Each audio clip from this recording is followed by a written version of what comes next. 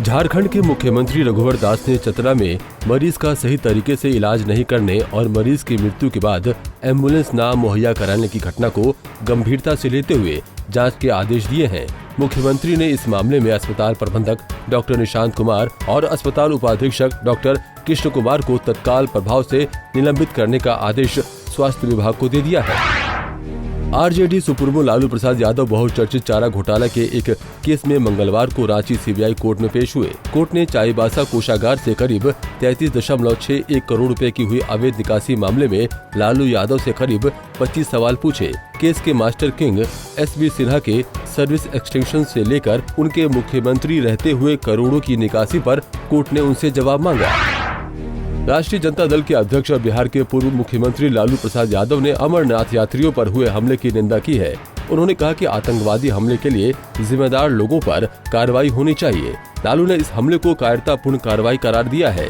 साथ ही कहा कि ऐसे हमलों से देश डरने वाला नहीं है। लालू प्रसाद ने कहा कि आतंकवादियों के मंसूबे कभी कामयाब नहीं होंगे, लेकिन इस बात की जाँच की जानी चाहिए कि इस मामले में चूक कहाँ हो गयी।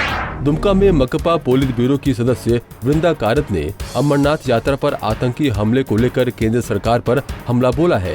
उन्होंने कहा कि देश की नरेंद्र मोदी सरकार हर मोर्चे पर फेल है। उन्होंने जम्मू कश्मीर की सालाना अमरनाथ यात्रा पर हुए आतंकवादी हमलों की निंदा की। उन्होंने कहा कि आतंकवादियों की ये कार्रवाई निंदनीय और कायरतापूर्ण है।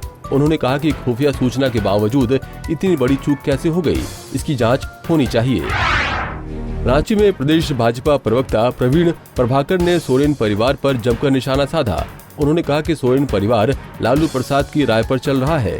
सोरेन परिवार परिवारवाद और भ्रष्टाचार का पर्याय बन गया है। प्रभाकर ने कहा कि सोरेन परिवार आरोपों का स्पष्ट जवाब देने के बजाय जातिगत भेदभाव फैलाने की राजनीति कर रहा है। अपनी जमीन खिसकते देख झामुमो आदिवासी और मूलवासी के बीच दरार पैदा कर राजनीतिक लाभ लेना चाहते हैं। रांची में जेवीएम अध्यक्ष बाबूलाल मरांडी ने CNT SPT एक्ट को लेकर एक बार फिर से रघुवर सरकार पर निशाना साधा है। उन्होंने कहा कि रघुवर दास की सरकार में आदिवासी, दलित और अल्पसंख्यकों पर अत्याचार बढ़ा है। राज्य की विधि व्यवस्था पूरी तरह फेल है। उन्होंने कहा कि राज्य सरकार CNT SPT में संशोधन करने की जिद पर अड़ी है, लेकिन हम किसी भी कीमत पर CNT SPT में संशोधन नहीं करने देंगे। पश्चिमी सिंहभूम के आनंदपुर थाना क्षेत्र के बोईडाबेड़ा गांव में PLFI उग्रवादियों ने झामुमो नेता नेलन टोपनो की गोली मारकर हत्या कर दी। हत्या उस वक्त की गई जब नेलन टोपनो बाइक से आनंदपुर बाजार से अपने घर लौट रहे थे। तभी मोटरसाइकिल सवार अपराधियों ने गोली मारकर हत्या कर दी। कांवड़ी मेले के दूसरे दिन बाबा धाम में कांवड़ियों की भारी भीड़ रही।